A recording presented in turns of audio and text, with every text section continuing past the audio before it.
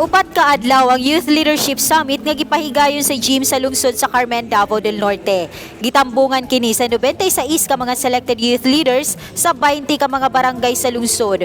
Tumong niini nga mahatagan ang mga batanon og eksaktong impormasyon sa programa sa gobyerno ug magiyahan sa mga paagi nga mamahimong epektibong leader. They have their idealism. Kala nila yung kung ano ang naituro sa school, yun talaga ang makita nila sa labas. So they have to stand by it na they can be good leaders in the future. And they can be model to our young children.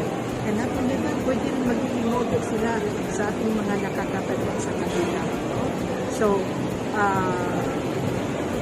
I am going to say it again na the legacy that I should be leaving to these people, to these young people is they're being responsible, they're being honest, and they're being brave enough to face whatever trials they're going to face.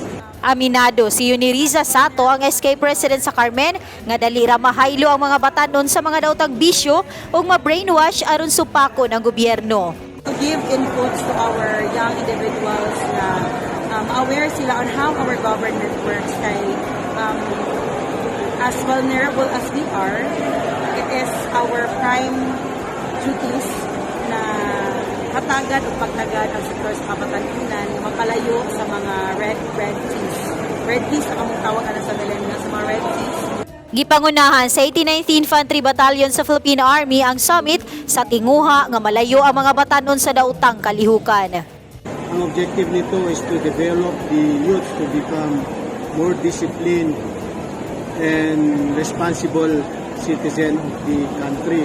So paano natin gagawin to? So we will be enhancing their moral, spiritual, social life sa pamamagitan ng pagkakaroon ng different lectures, and we have prepared different activities para sa kanila. So in the end, dahil in-enhance natin ang kanilang mga buhay, I expect natin na they will become transformed and empowered youth na makakatulong sa kanilang mga komunidad. Gilauman nga inighuman sa summit, ligon na ang paruganan sa mga batanon nga dili basta-bastang matintal o galing i-recruit sa rebelding hutong. Sila sab-unya ang magsilbing ehemplo sa ilang komunidad nga mugiya sa mga kaubanan nilang mga batanon.